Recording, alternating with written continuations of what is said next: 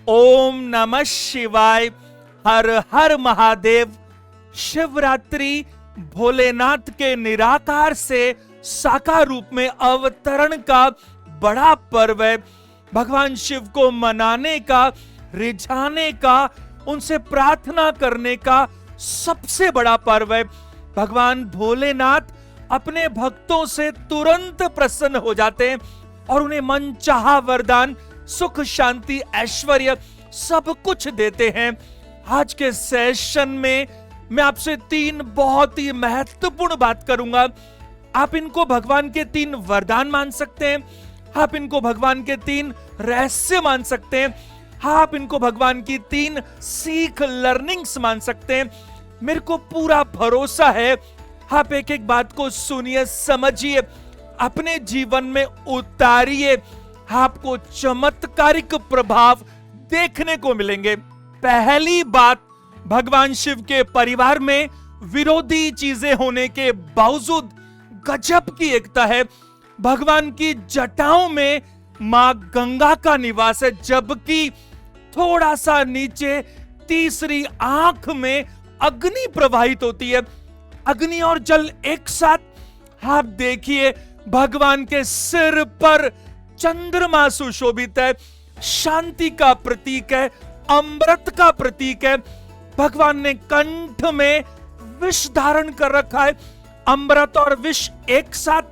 भगवान के जो पुत्र हैं, प्रथम पूज्य गणेश जी, उनकी सवारी चूहा है। और आप देखिए, भगवान ने गले में सांप को धारण कर रखा है। आप जानते हैं सांप मूषक भक्षी कहलाता है। दोनों एक साथ। भगवान के जो दूसरे पुत्र है कार्तिकेय, उनका जो वाहन है वो मयूर, मोर कहते हैं। और आपको पता है सांप और मयूर में जानी दुश्मनी है। अब देखिए, स्वयं भगवान के वाहन नंदी बैल हैं, जबकि माता पार्वती के वाहन शेर कहलाते हैं।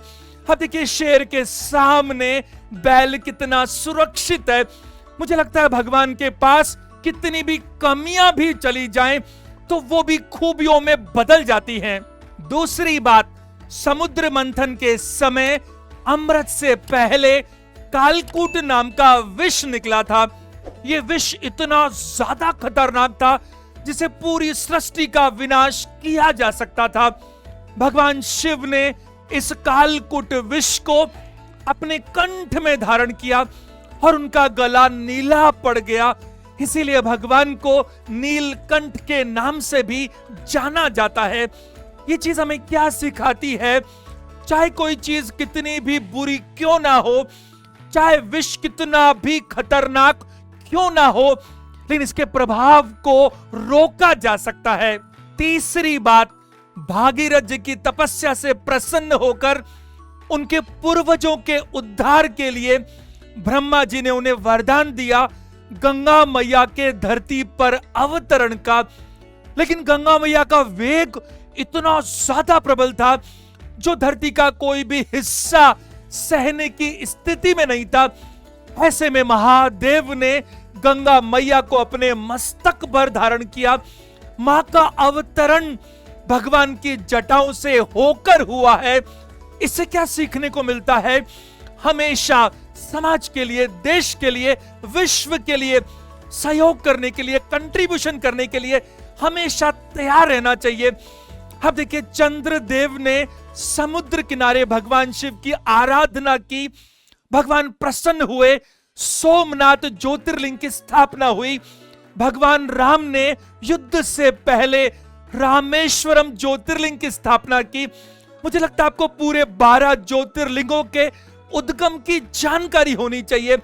मेरी ये प्रार्थना है भगवान शिव की हम सभी पर बहुत बड़ी कृपा हमेशा बनी रहे।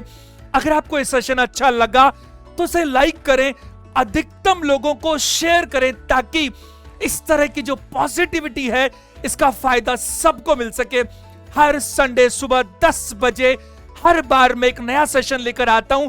आप लोग कमेंट करके मुझे बता सकते हैं किन किन चीजों पर आने वाले दिनों में इस तरह के सेशंस आप चाहते हैं। आज के लिए इतना ही। सेशन देखने के लिए थैंक यू वेरी मच।